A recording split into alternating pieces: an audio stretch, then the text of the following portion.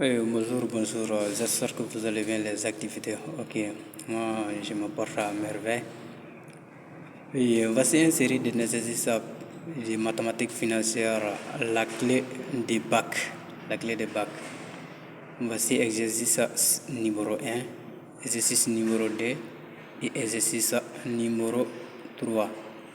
Alors, c'est un étudiant qui m'a demandé de l'aide par rapport à cette série d'exercices. Il y a à peu près 2 ou 3 jours de cela. Donc, plus rapidement, nous avons entamé le premier exercice. Alors, le premier exercice nous demande de calculer la région Q. Alors, pour calculer la région Q, nous savons que C1 égale à C1, CD égale à C1 fois Q, C3 égale à C1 fois Q au carré, C4 égale à C1 fois Q au cube. Alors, nous connaissons la dernière valeur, et la première valeur. Alors, il nous suffit tout simplement de mettre la formule de C4. Il nous suffit tout simplement de mettre les choses par leur valeur pour avoir Q. Donc, voici Q égale à 1,5.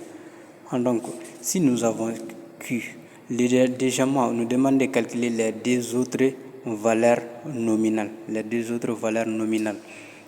Alors, il nous suffit tout simplement de remplacer Q par sa valeur pour avoir maintenant la valeur. Donc, troisièmement, on remplace les deux premiers effets par un effet unique. Donc, voici la formule de l'effet unique. Mais est-ce que cette formule, à travers cette formule, on ne peut pas trouver l'effet d'échéance unique? À travers cette formule, on ne peut pas trouver l'effet de l'échéance unique. Pourquoi? Parce qu'ici, on n'a pas de taux. Parce que si on n'a pas de taux, cette formule n'est pas valable. Alors, qu'est-ce que la comptabilité dit?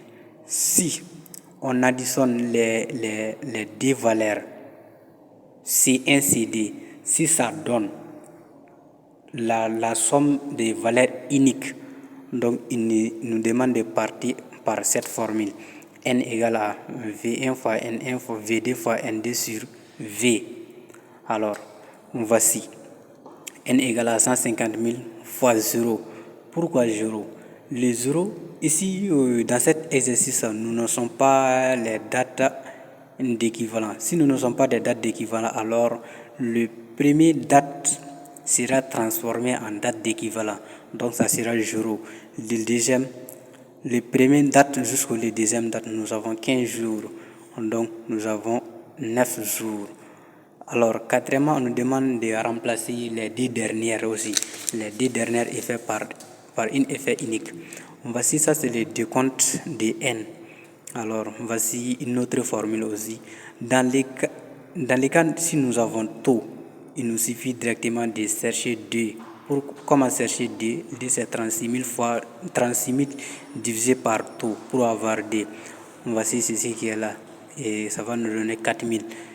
Donc, V unique égale à, et bon, moi j'ai fait ici, j'ai mis VD, V1, mais ça sera V3, V4. Ils sont dit les deux dernières années. Voilà, il faut ici mettre V3, V4. C'est compris? Ok.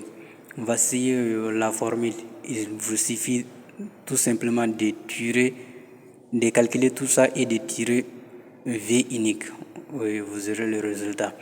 Alors, cinquièmement, toutes les quatre effets ils sont mis, toutes les quatre effets ils sont transformés à une bordereau d'escompte. Et petit a, il nous demande de calculer les bordereaux. Voici les bordereaux. Alors, 506 000, l'échéance c'est le 31 troisième mois. La date d'équivalence c'est le premier mars. 1er mars au 31 mars. On va tout simplement enlever le 1. N, ça va nous donner 30 jours. Voici ainsi le nombre de jours. Voici l'escompte. Donc, il vous suffit de calculer maintenant l'escompte. Voici endossement, commission pour version. Voici comment on calcule. Vous voyez, non? Ok. Donc, deuxièmement, il nous demande de chercher taux.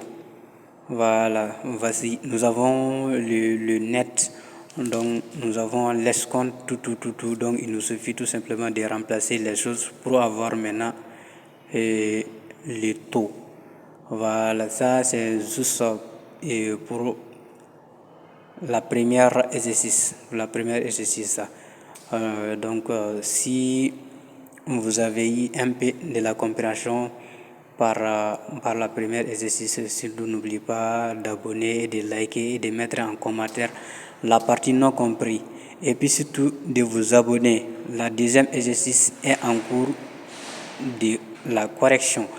Voilà, vous aurez la deuxième correction bientôt, Inch'Allah.